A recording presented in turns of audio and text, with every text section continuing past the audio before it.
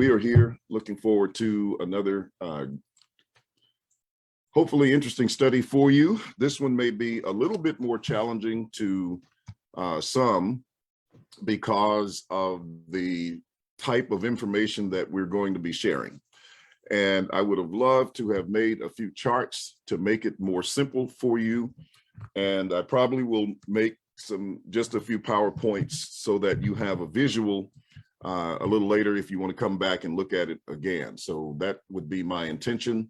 And I trust that that what we say about it this morning will help you. Good morning to you, Mark and Gail. Always appreciate you being here.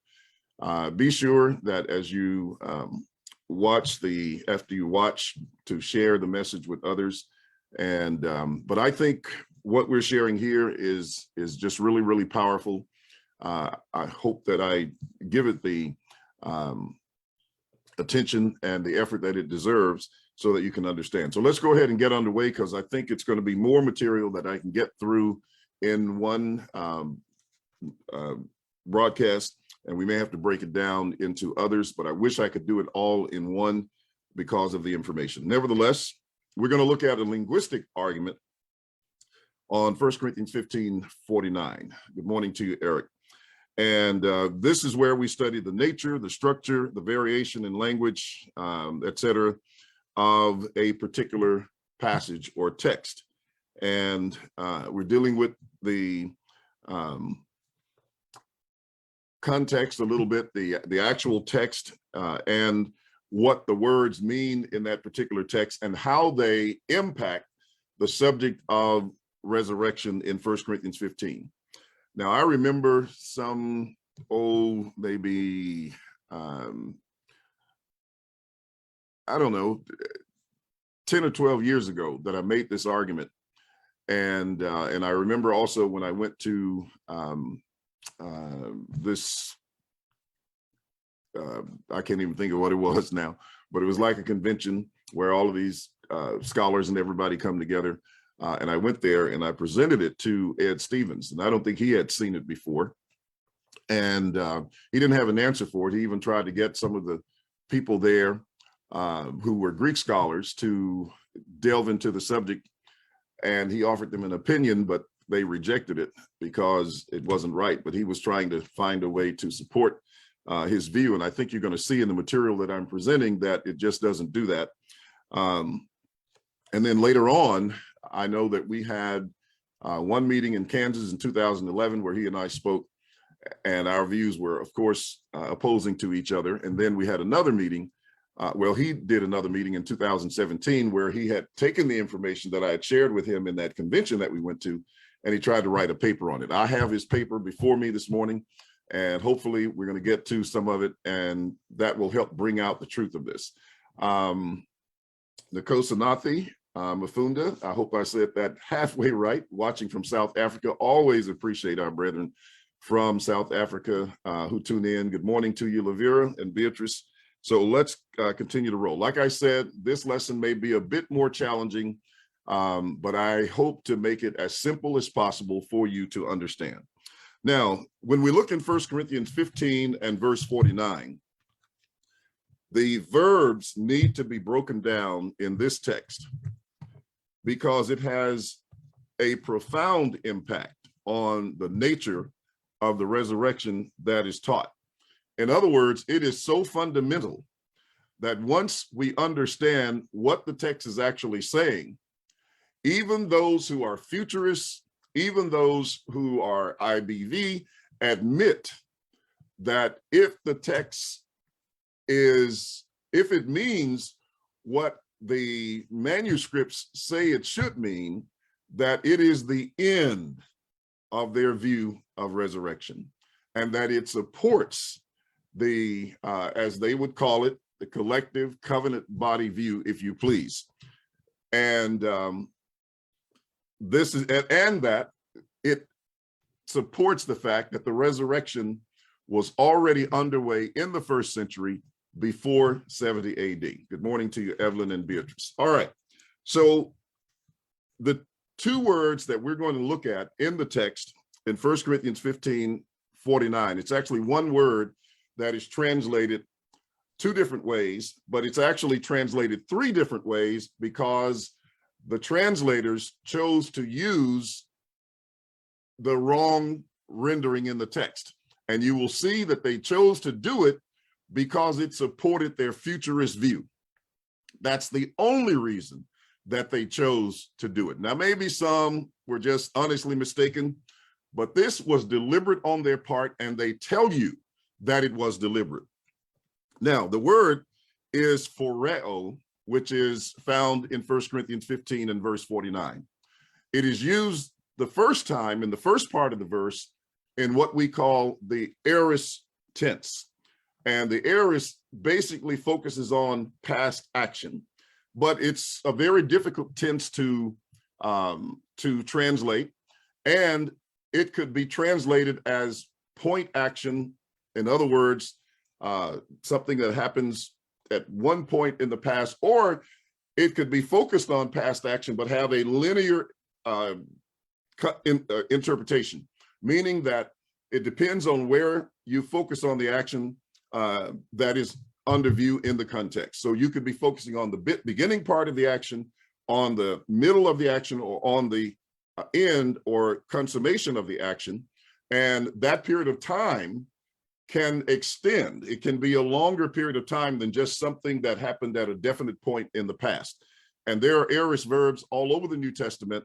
And again, they present challenges to translators. But what they do is they indicate the already, but not yet in many of these cases where we see them, when most people will read them as having been completely past, and they're not.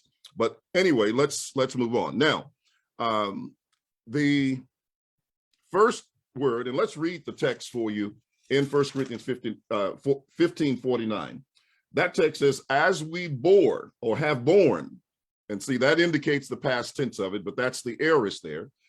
And as we have borne the image of the man of dust, we shall also bear the image of the heavenly man. So we're talking about the body that was being put off, or that was to be put off, depending on how the text is translated. And we're talking about the body that was to be put on,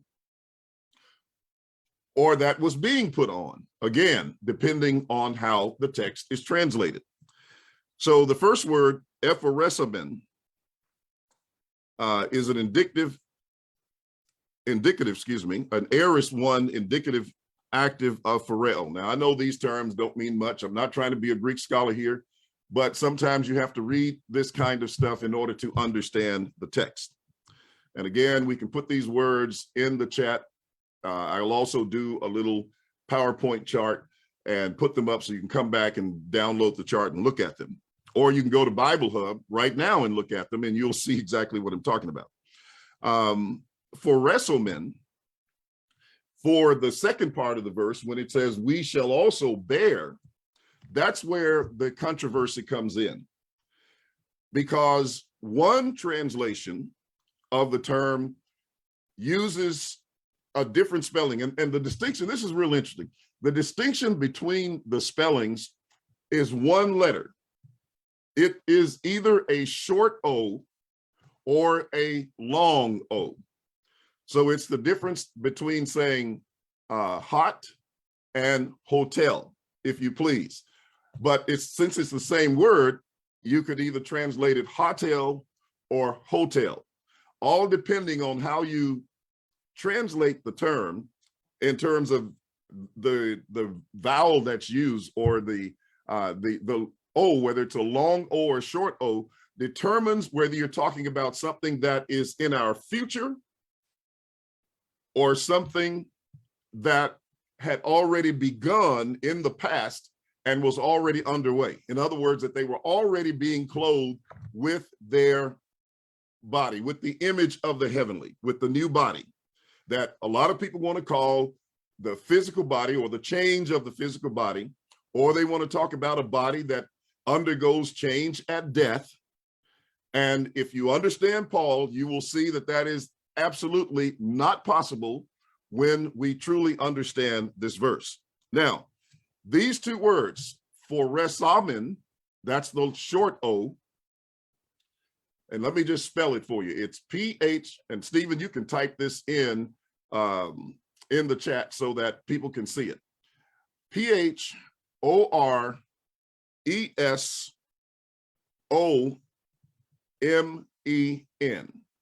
All right. I'm going to give it to you again, or you can look it up. It's PHORESOMEN.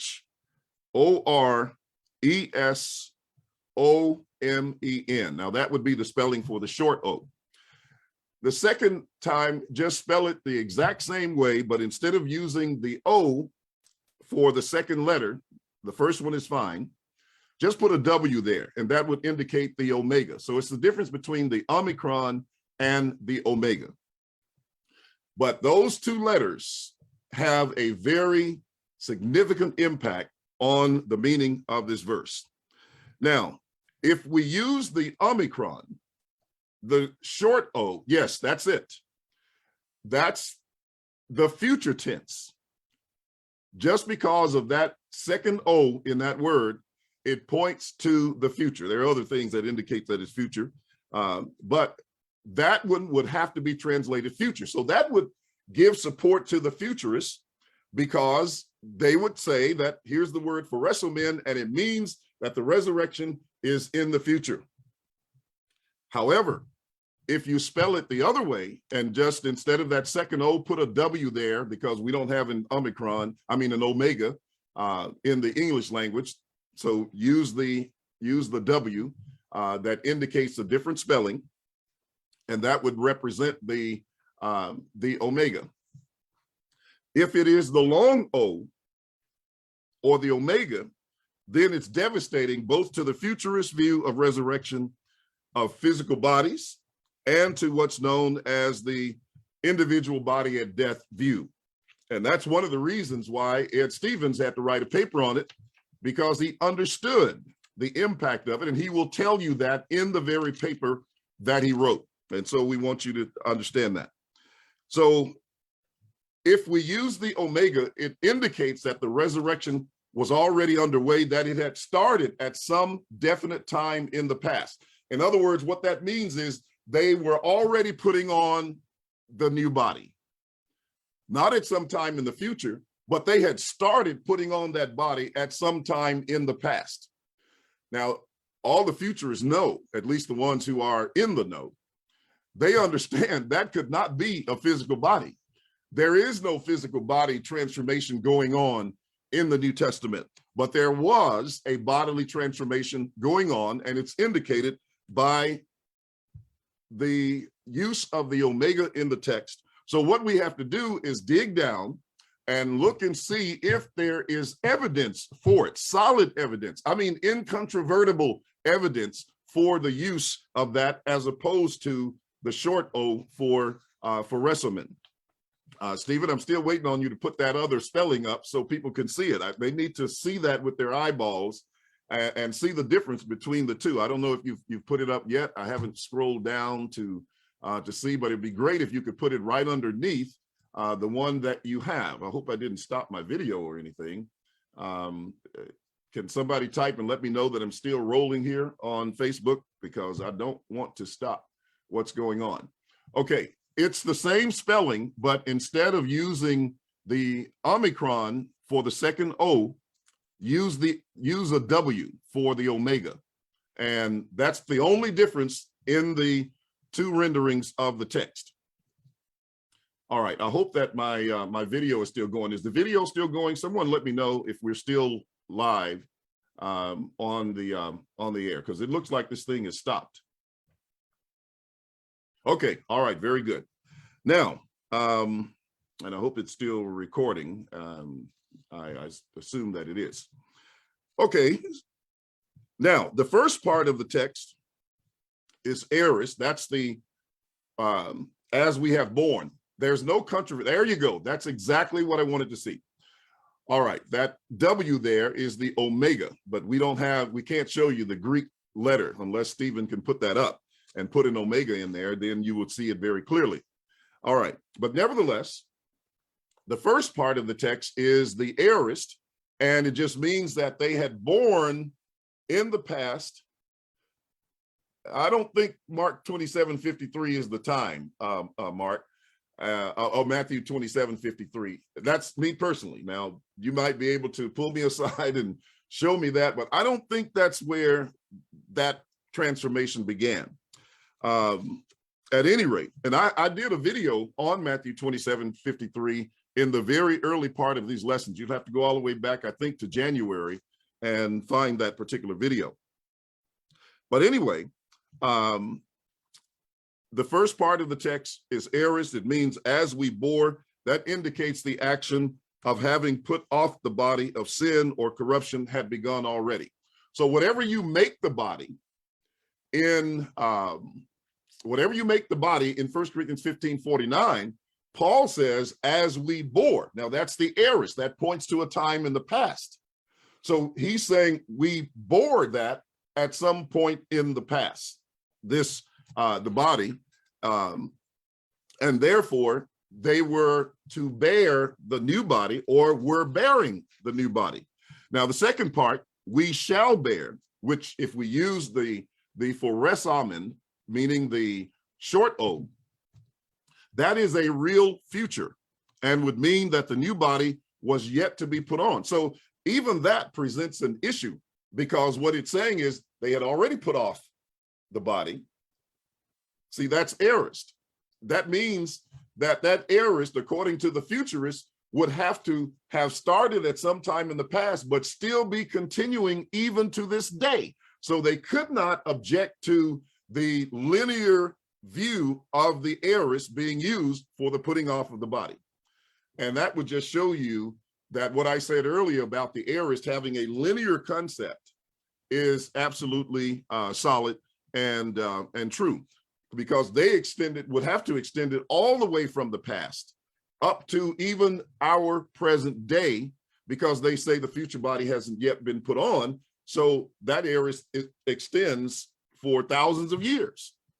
That's not what it does. It doesn't extend beyond the parousia, which happened in 70 AD. But nevertheless, according to their futurist view, that's what it would have to be.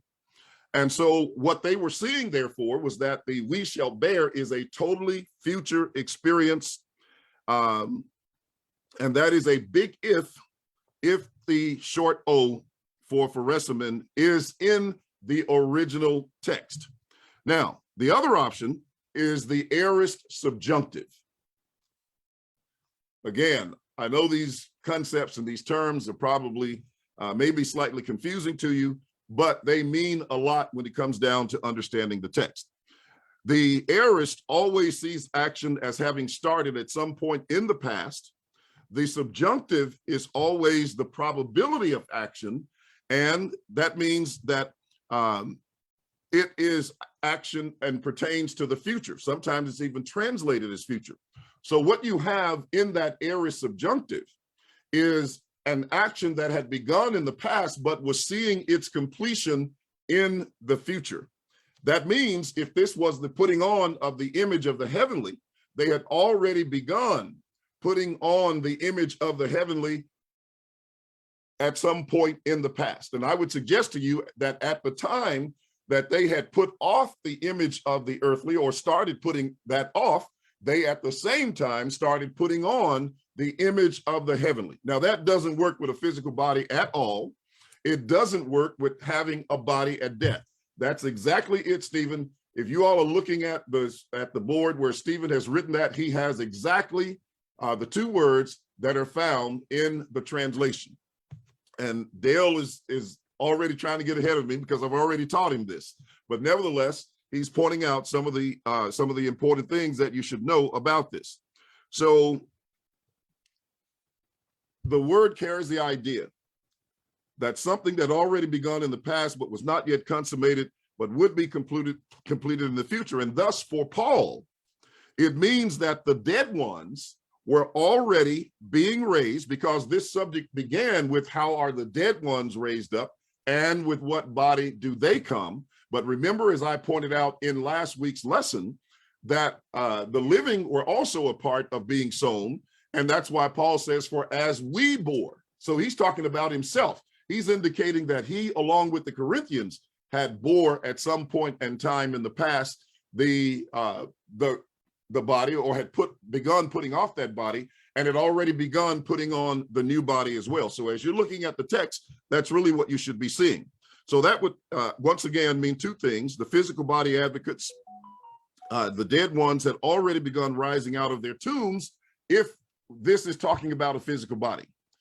And we showed you the time of sowing last week. So sometime starting on the day of Pentecost, we should have had the resurrection of physical bodies going on. That's the import of what the text means. And that would mean the sea had to begin giving up the physical bodies, or the dead in it as well, based on their view and their interpretation. But, you know, it's obvious that that did not take place. And there's a reason that it didn't take place. And it's encouched in these two words. And then for the IBD people who take the individual body at death view, the individual resurrection would be occurring before physical death. You see, that's the problem. That's why Ed Stevens wrote his paper. He was trying to get around this point, but he didn't succeed. And I'm going to demonstrate that. That destroys the idea that these bodies would only be changed in physical death. And it also destroys his rapture view for the same reason. Now, why are there two different renderings on the wording of the text? If the word is phoresomen, the first word that Stephen has placed up, and I hope he keeps that in front of us, with the Omicron, or the short O, it means that it must be translated as future to Paul's writing. And therefore, we shall bear, which is what you have in your translation. We shall bear. If the word is phoresomen, which uses the Omicron, the long O, then it must be translated, let us bear, and becomes hortatory as opposed to something that they were doing in the future. That means that it was something that they themselves were participating in already. In other words, they were active participants in the putting on of the new body as Paul wrote this, and even prior to. Now, according to Ray Summers, in his Essentials of New Testament Greek Grammar, the hortatory subjunctive is the use of the first person plural to exhort others to join in an action. Now tell me, if this is talking about physically dead bodies, how are dead people going to participate in their own resurrection from the dead? It makes no sense whatsoever. How could they do it?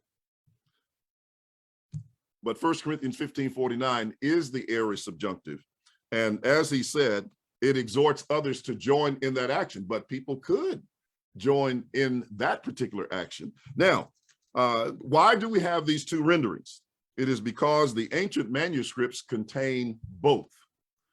They have the Omicron in some manuscripts, and they have the Omega in other manuscripts.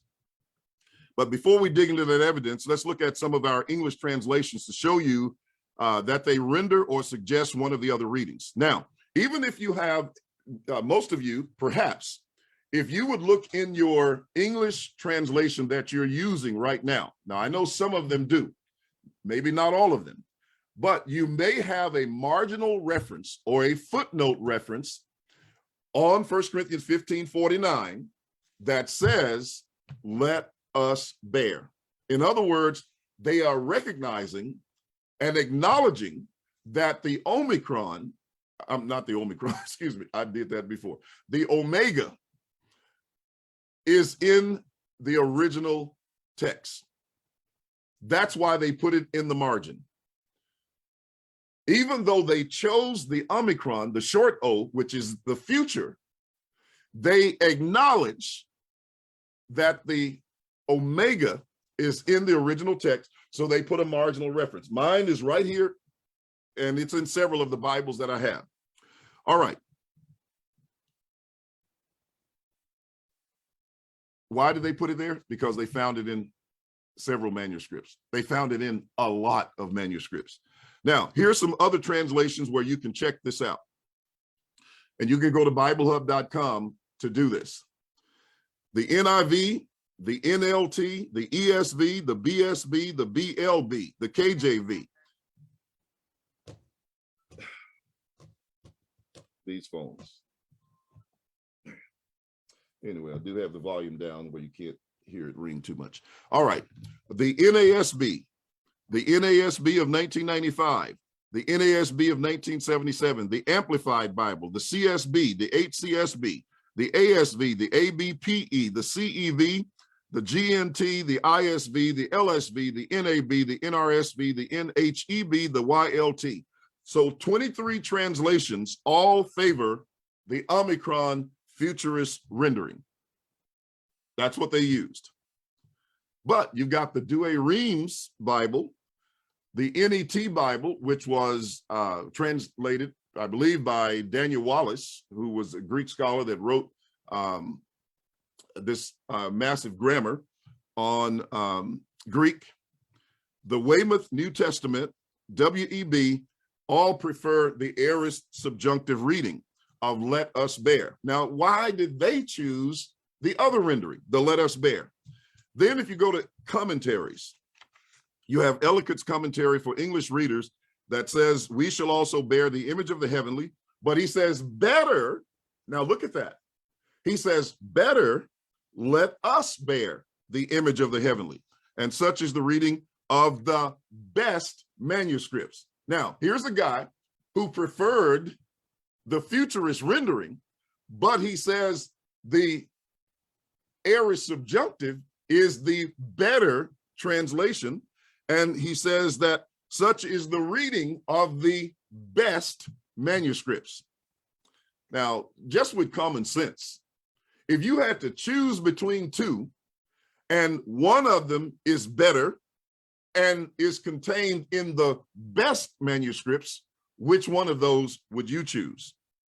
And so he acknowledges and recognizes that. The pulpit commentary, I want you to hear these comments that these guys make. In the pulpit commentary on the same verse, they say, we shall also bear the image of the heavenly for the fact, see Romans 8:29, 1 John 3:2, for we shall bear. And then he says, the best manuscripts, the Aleph, A, C, D, E, F, G, etc., read, let us bear. So there's another one testifying to the fact, okay, I've chosen the Omicron, I've chosen the future, but the best manuscripts use the aorist subjunctive, let us bear. Now watch, our reading is, however, supported by B. I want you to take note of that. He says our reading is supported by B. Now that's going to come up again. So just don't forget B. That's the second letter of the alphabet, as you know. However, our reading is supported by B, and this is just one of the cases in which manuscript evidence, or as it is called, diplomatic evidence, has a minimum value. Look at that. He said, here's the better and here's the best. But then he says, this Omicron has minimum value. And other evidence, paradiplomatic, is decisive. Now, what does he mean by paradiplomatic? That means that it's based on evidence apart from strict textual authority. In other words, they go outside of the Bible in order to use the rendering of we shall bear. Hope you're staying with me. Hope you're following me and you understand. In other words, they're adding to the word of God to get this future concept in there, to translate this text to mean future, as opposed to the aorist subjunctive. Then he says, the pronunciation of the indicative and the subjunctive at that time was almost identical. Now they're going to tell you how they got it wrong, okay? How they got it confused. It was because at the time, the pronunciation of the omega and the omicron was basically the same. So in other words, before they hired a translator, he should have undergone a hearing test to make sure that he could hear very well. Now, out of some 4,000 manuscripts, if you had a person recruiting people to do the translation, Would you recruit 4,000 of them that couldn't hear very well? And you'll see this evidence come up again.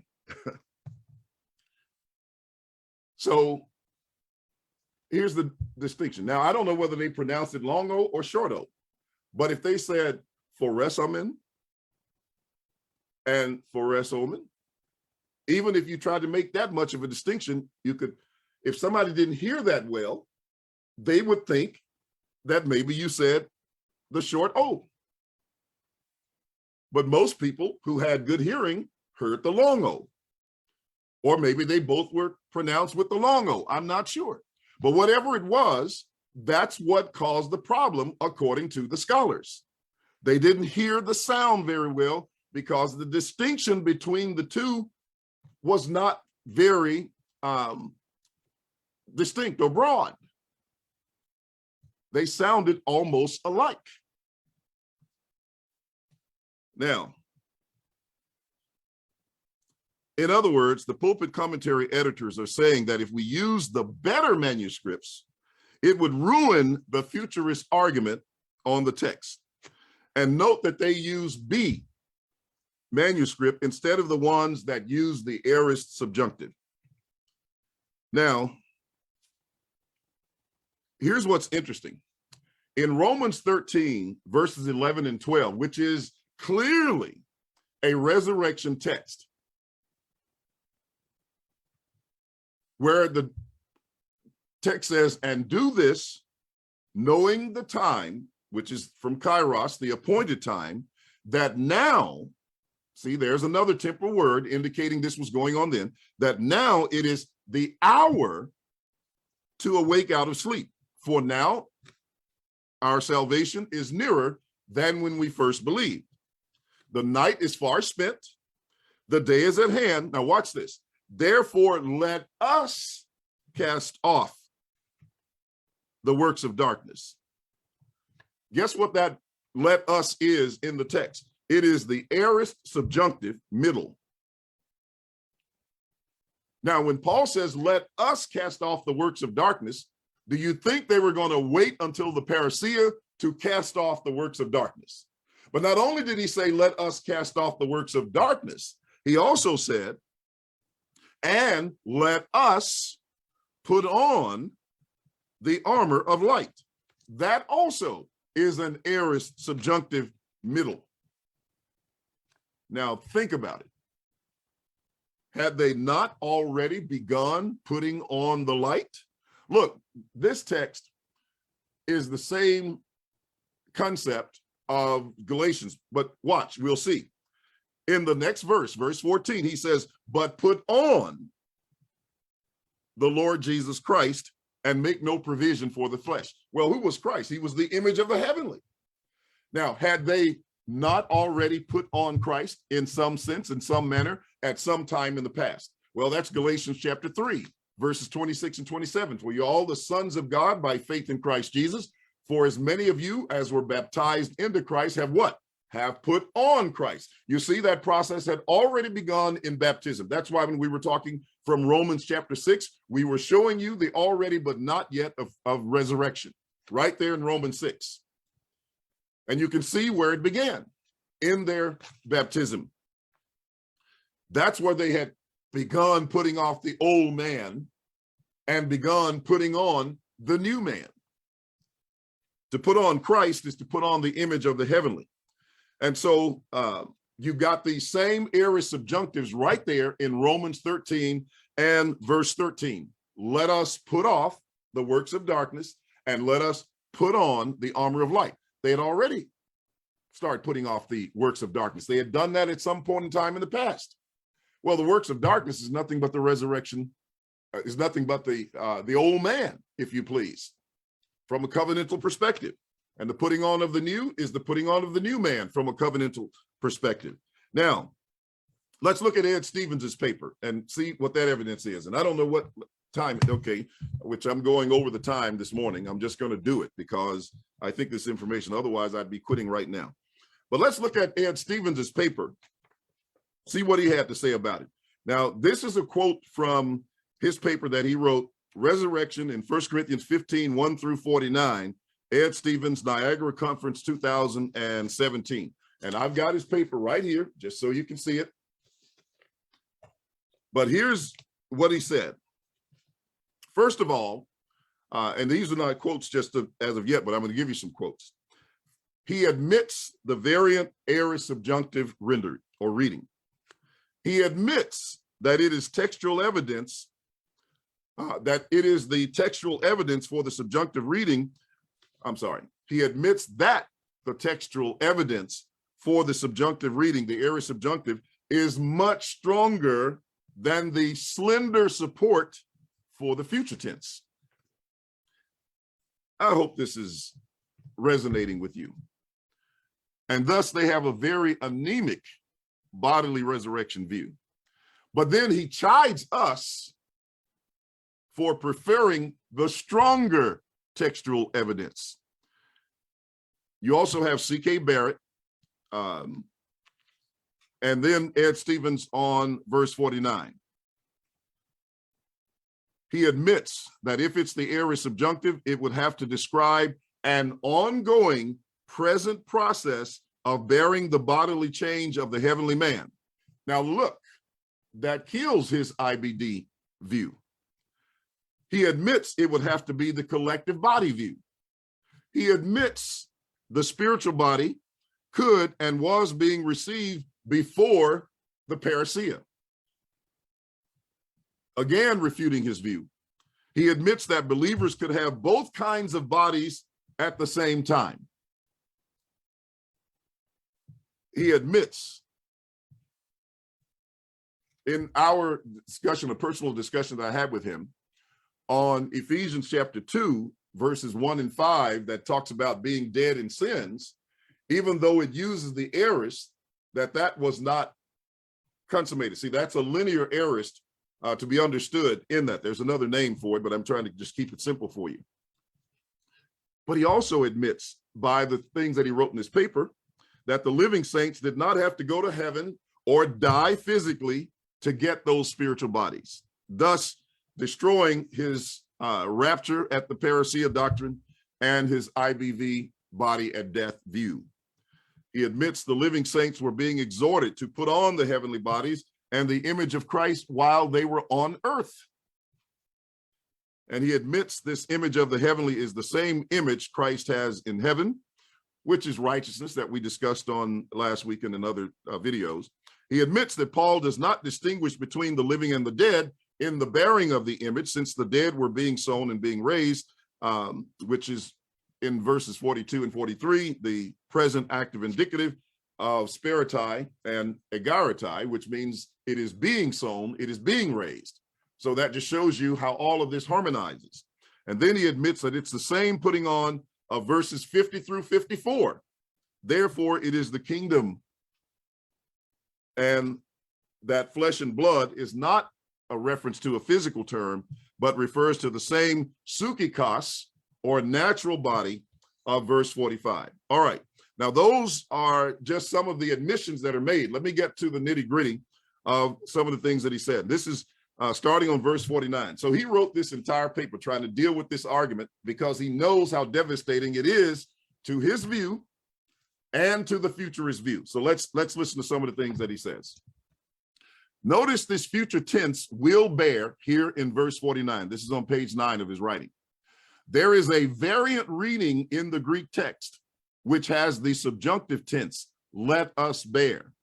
The collective body guys, Don Preston, William Bell, and all the rest of us who believe that this is, and who teach that this is a collective body that the saints are putting on, and that it started in the first century. It was already underway before the parousia happened in 70 AD. It was a progressive fulfillment and not an instantaneous one, etc.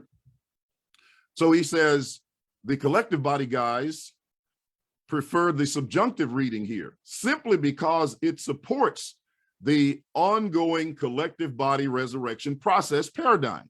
Now he says we prefer it because it supports our view. No, we prefer it because that's what the Bible teaches, and that's how we developed our view because of what it says. Then he says, and it must be pointed out that the textual evidence for the subjunctive reading is much stronger than the slender support for the future tense reading. However, the vast majority of English translations and textual critics favor the future tense reading, and here is why. Now, wait a minute. He's going to tell us that we prefer the stronger textual reading because it supports us. Then he's going to turn right around and say, but all the English translators, including himself, prefer the slender view. Why? Because it favors their reading. Look, what's good for the goose is good for the gander.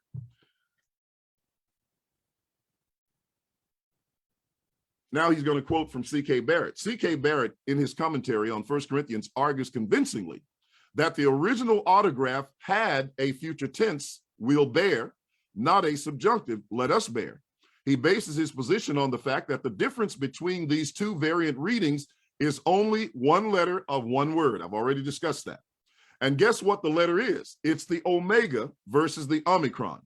It is the subjunctive for resomen, which uses the omega, long O, while the future tense for resamen uses the omicron or short O. That is the only difference, but that one letter difference changes the tense of the verb. So I'm not making this stuff up. Even the guy who opposes us admits it. What could he do? The evidence is there. When scribes copied manuscripts in a scriptorium, it was common practice for a reader to read the master text to a group of scribes who listened and wrote down what they heard him say. C.K. Barrett points out that in Greek, when you are reading these two different forms of the same word, there's not much distinction in pronunciation between the omega and the omicron forms of that word. So it would have been very easy for the scribes to think they heard the omega instead of the omicron. And this is not the only example of pronunciation or hearing error. C.K. Barrett cites other instances where this same problem occurs, and the vast majority of textual critics and Bible translators agree with his observations. Well, wait a minute. If he says it would be easy for them to mistake the omega for the omicron, why wouldn't it also have been easy to mistake the omicron for the omega? I mean, what kind of sense is this making? Wow, I keep bumping something with my mouse, and I hope that I'm not destroying anything. Let me know if I'm still here, guys, because I can't see and I don't know what's happening. I hope the recording is still going on. Now, let's see here. Furthermore, several textual critics. Okay, I just got to stop and ask you. Is the broadcast? Yeah, okay. Thank you, Dale. Thank you. Thank you. I just have to know because I can't see the Facebook screen anymore. All right. So now, where are we? Yeah. Furthermore, several textual critics and commentators point out that the context surrounding verse 49 is didactic, not hortatory. The subjunctive reading would interpret that didactic context by interjecting an exhortation to put on their heavenly body. See, he's agreeing. He's saying that if it's hortatory, if it's the aorist subjunctive, then it would be saying that the Corinthians themselves would have to be putting on the new body.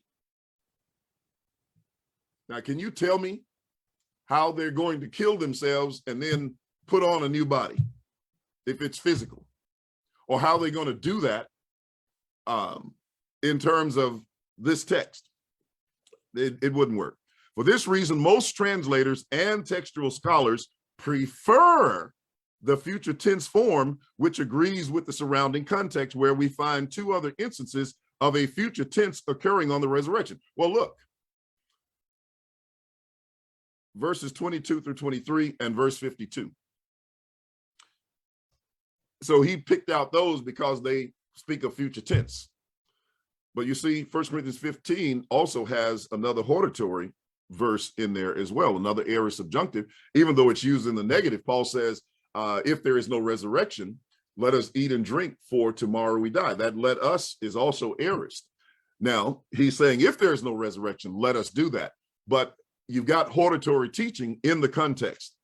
Then, thus, since it is clear from the context that the reception of their new heavenly bodies could not take place until the parousia. See, you see how they're trying to slip that in? You can only do it if it's the future, if the word is the Omicron.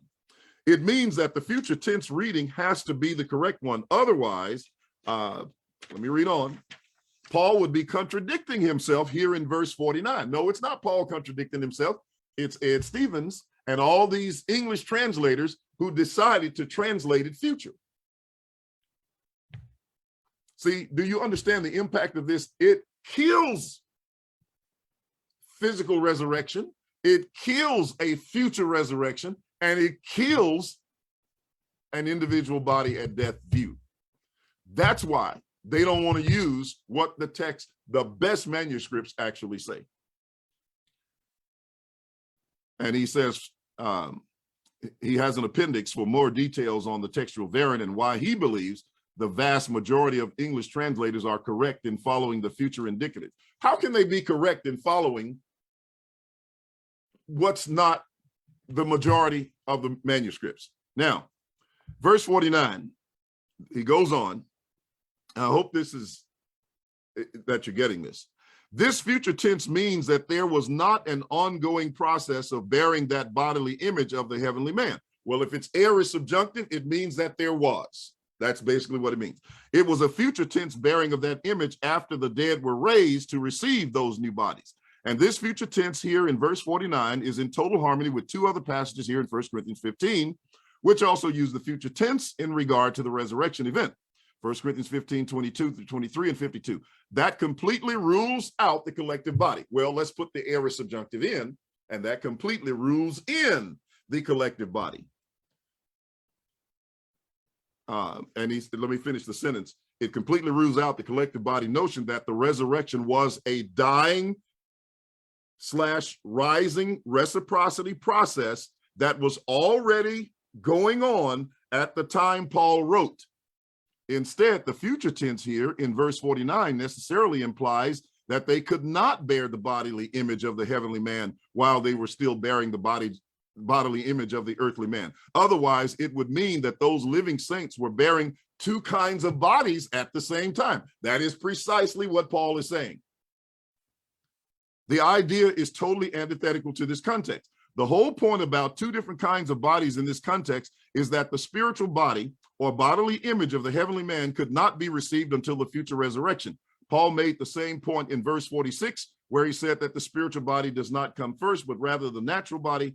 It would violate the meaning of verse 46 to suggest that they could have both kinds of bodies at the same time, like the collective body guys want us to believe. No, we don't want you to believe it. We just want you to believe what the Bible says. And then you can decide what you choose to believe about it on your own. You know, it's interesting that in 2 Corinthians 5 and verse 4, when Paul says, not that we would be unclothed, he says, we don't want to take off the body, but he says, further clothed upon that mortality might be swallowed up of life. In other words, every translator I know, every scholar I know, translate that text to mean to pull down the new body over the existing body. In other words, you don't step out of the old body, but you pull down the new body over the top of the old body. That's the meaning of the word. If I'm not mistaken, I've even read Ed Stevens' writings where he admits that as well. So what he argues against in 1 Corinthians 15, he argues for in 2 Corinthians 5. At least I know the scholars do. And you can go and check that out in 2 Corinthians 5 and verse 4 and read some commentaries, and you will see that that is true. And so he said, instead, Paul said that the natural comes first, then at the resurrection, they would rise into their new spiritual bodies. The next verse, verse 50, makes the same point where Paul flatly states that flesh and blood bodies cannot inherit the heavenly afterlife, which requires a new kind of body. And if those saints could already have their new immortal bodies while still wearing their old mortal bodies, why would they remain on earth? Hello?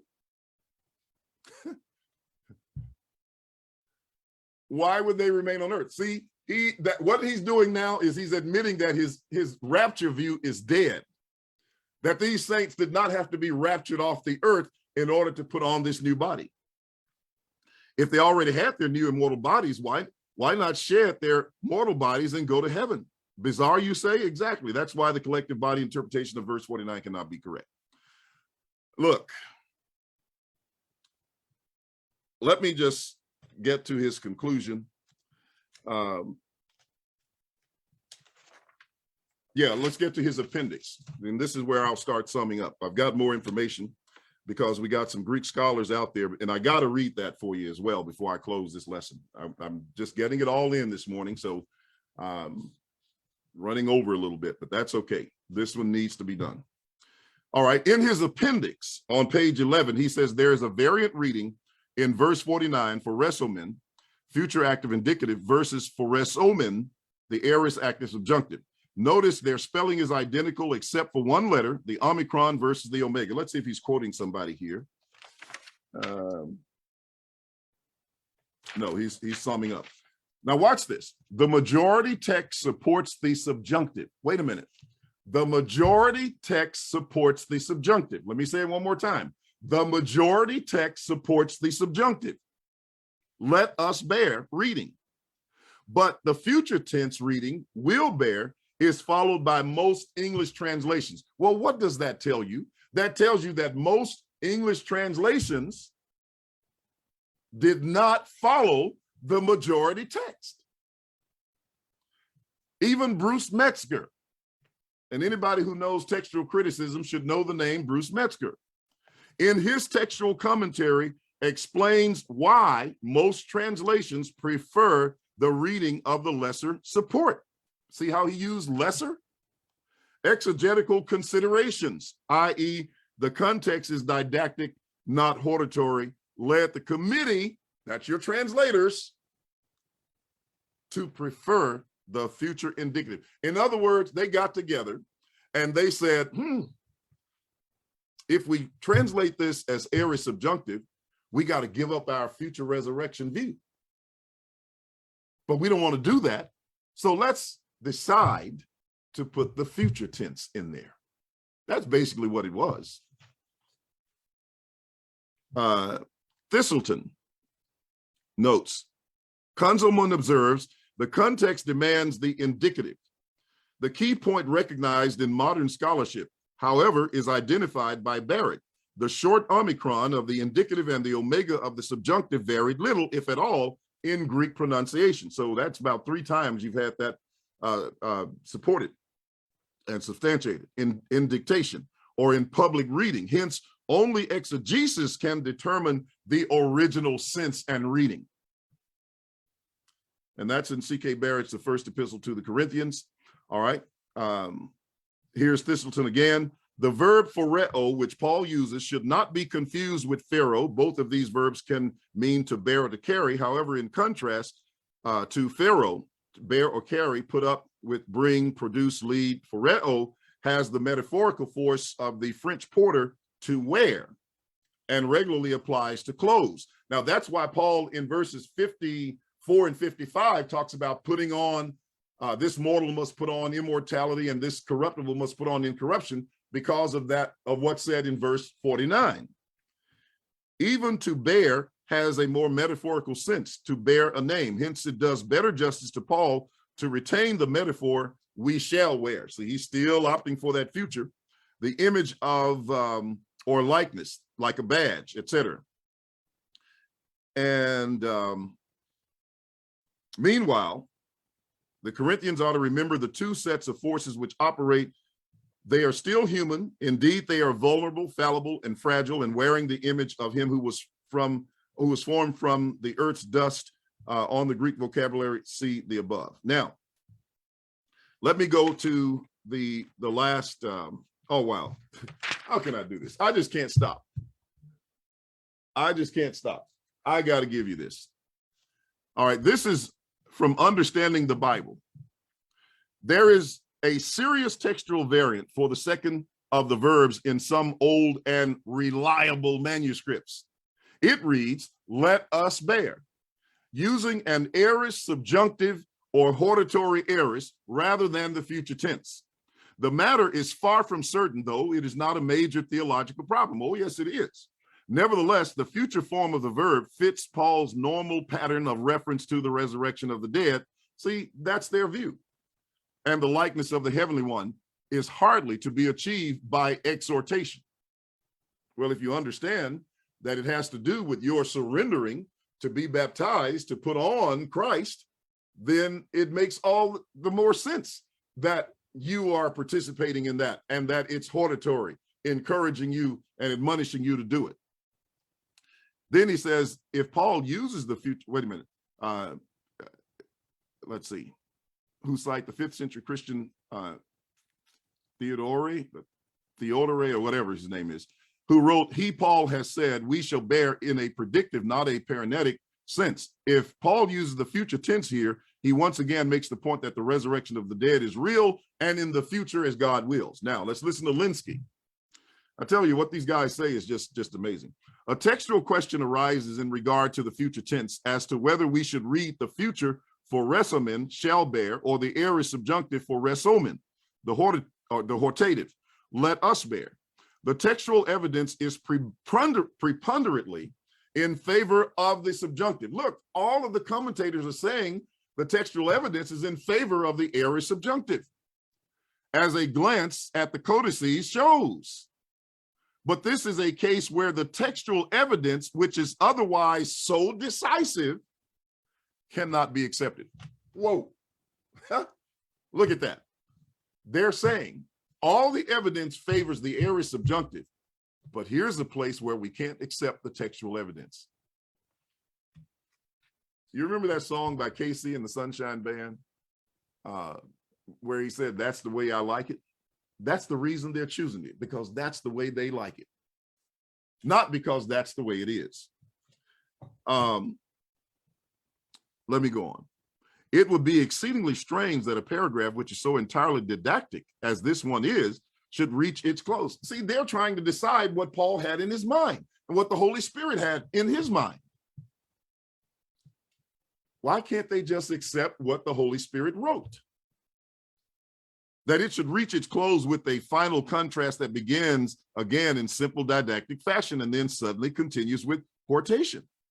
It would be strange indeed that by means of the aorist, Paul should place us at the resurrection moment at the last day, and then with a hortative subjunctive should force us back to the present moment in which the Corinthians and Paul are living as he writes these words. You see, they all admit it's got to be done while they are living. This is so inconceivable that we find general agreement in accepting the future tense as the corrective reading. Luther, our versions, a long time of commentators. Moreover, the textual difficulty is easy of solution, as Robert himself shows. The long O omega and the short O omicron were often confused when writing Greek words.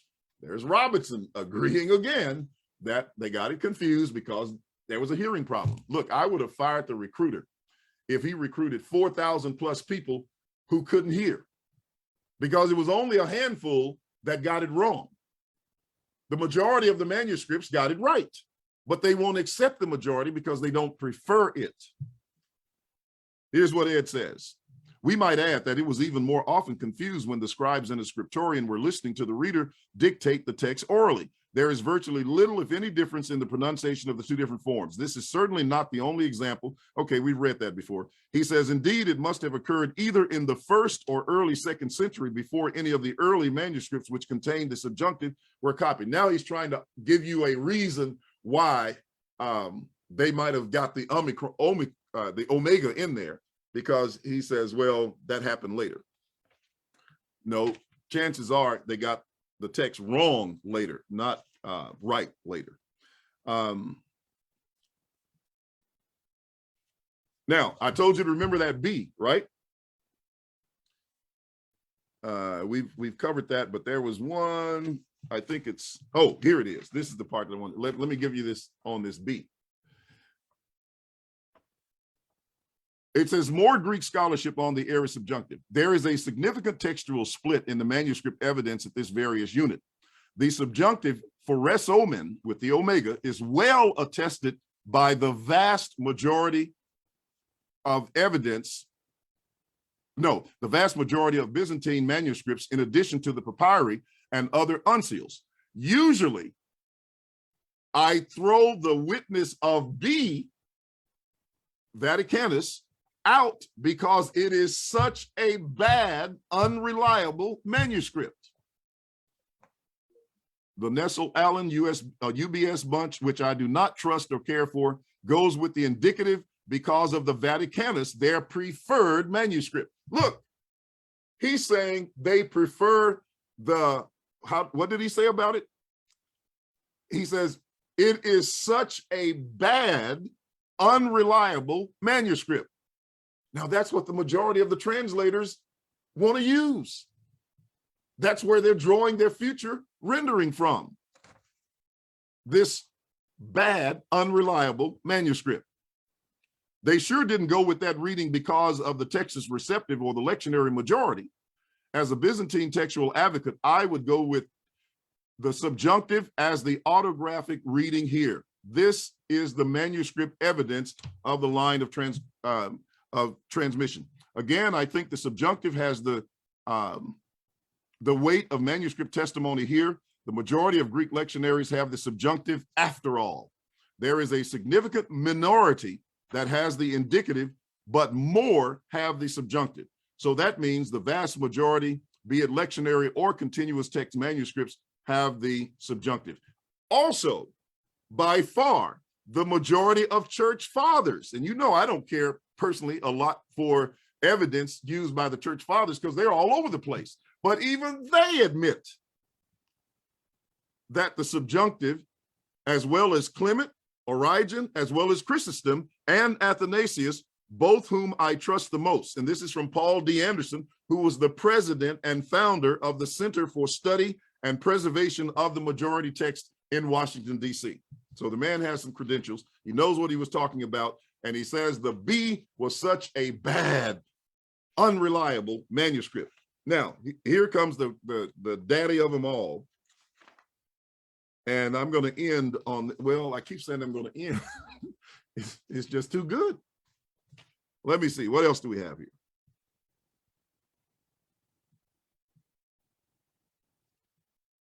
Let me see. I can skip that one on Hendrickson. Let's see what Tyndale says. Yeah, let me read his comment. The majority of the more ancient manuscripts read, "let us bear," instead of "we shall bear" in the second part of the verse. If this reading be accepted as it is by Finley, Williams, and others, then Paul is exhorting the Corinthians to put on their heavenly state progressively to make it their own. Let us also try to be like the man in heaven. Well, it doesn't say try. That's Goodspeed's translation. This sounds as though it were something people can do by their own efforts. But this is also, or this is so far from Paul's usual approach that we are justified in regarding "let us bear" as a primitive corruption of the text by the scribes interested in ethical exhortation and not quite certain what the apostle meant. And then he goes back to that B, Vaticanus translation, and say, well, that's what we prefer. All right. Here is Baker.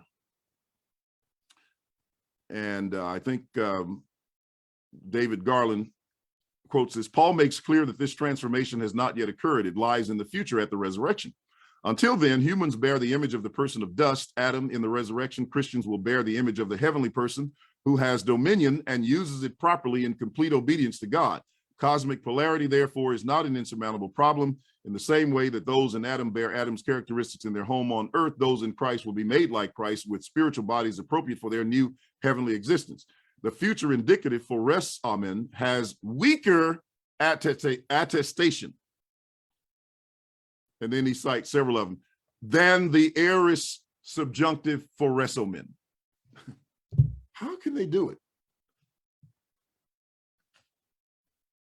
And then turn around and say it's impossible, even though it's the stronger attestation.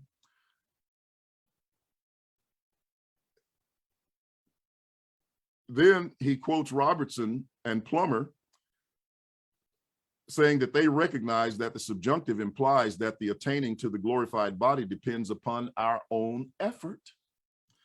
Now, here's the last one, and I'm done. This is the last one this time, but I have to get this one in. And I encourage you to go to the New International Commentary on 1 Corinthians 15 by Gordon Fee and read this. The one thing about Gordon Fee is he was honest, and most of them were honest enough to tell you that the aorist subjunctive is the correct translation. But notice, this is what he said on verse 49. Nonetheless, the future is found in only a few disparate manuscripts and is easily accounted for on the very same ground that it is now adopted by so many, while it is nearly impossible to account for anyone's having changed a clearly understandable future to the hortatory subjunctive so early. In other words, he says just the opposite of what Ed said. Ed tried to say that the Omicron was the earlier reading and the Omega was the later reading. Here is Gordon Fee says, while it is nearly impossible to account for anyone's having changed a clearly understandable future to the hortatory subjunctive so early and so often that it made its way into every textual history as the predominant reading. For that reason, it must be the original. And if original, it must be intentional on Paul's part as a way of calling them to prepare now for the future that is to be. If so, then the exhortation is not that the Corinthians try to assume their heavenly body now. Both the argument of verses 23 through 28 and verses 50 through 57 insist that such happens only at the eschaton. So now, after Fee admits that the subjunctive had to be the earlier and the predominant textual manuscript reading, he says, but we can't have Paul saying that they had to put on the body in that present time and that it was ongoing. So he comes up with a very novel workaround for it. I want you to listen to his workaround and you tell me if he actually worked around it. But listen, rather they are being urged to conform to the life of the man of heaven. Now, wait a minute. If they're being urged to conform to the life of the man of heaven, are they going to wait till the eschaton, to some future time of the parousia, to conform to the life of Jesus? I don't think you want to wait that late in order to conform to it. So even in his workaround, he worked himself right back to the aorist subjunctive concept. Let's read on. He says, as in verses 33 to 34 and verse 58, the concerns over their denial of the resurrection with its heavenly body and over their unchristian behavior merge.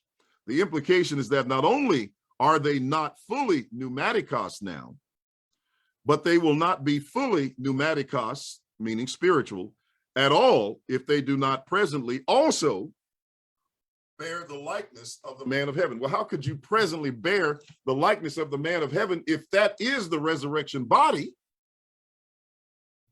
How could you presently bear it without putting it on?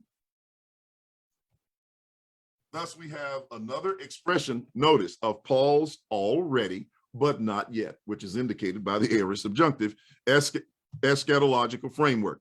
They are being urged to become what they are by grace. But as verses 50 through 57 make plain, what they presently are by grace will not be fully realized until this mortal puts on immortality. Well, see, he misunderstands what the mortal is. The mortal was the body they were putting off. The immortal was the body that he says they had to presently put on before the parousia. And he says the problem is that the Corinthians believed that they had already assumed the heavenly existence. Well, that's what the aorist subjunctive says. It says that they had put on the image of the heavenly at some point in the past and were yet putting it on and would consummate the putting on of the heavenly at the parousia, which occurred in 70 AD. Well, look, that's it. That's Ed Stevens' paper for you.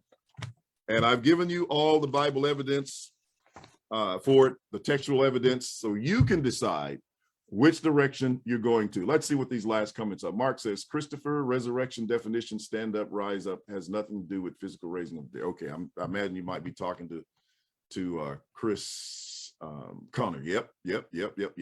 Now let's see what he had to say. 1 Corinthians 15 is talking about, okay, look, I don't even want to go into it. If you didn't get that, you're not going to get it. So with that, we're going to leave it with you. Thank you for staying with me this long. I need to thank myself for staying here this long. At any rate, I'm running late. But I wanted to get it all in. So you got it. With that, I want to say good morning to you. I appreciate you listening. Be sure and share this message with others. And you can even talk to some of the guys that I mentioned their names and some of the rest of them who are futurists. I'd love to hear them bring the textual evidence on 1 Corinthians 15:49. So Chris Connor, you can bring it. Michael Holloway, you can bring it. Sam Frost, you can bring it. Ed Stevens, you can bring it. And any of the rest of you, I'd like to hear it. With that, good morning and have a great day.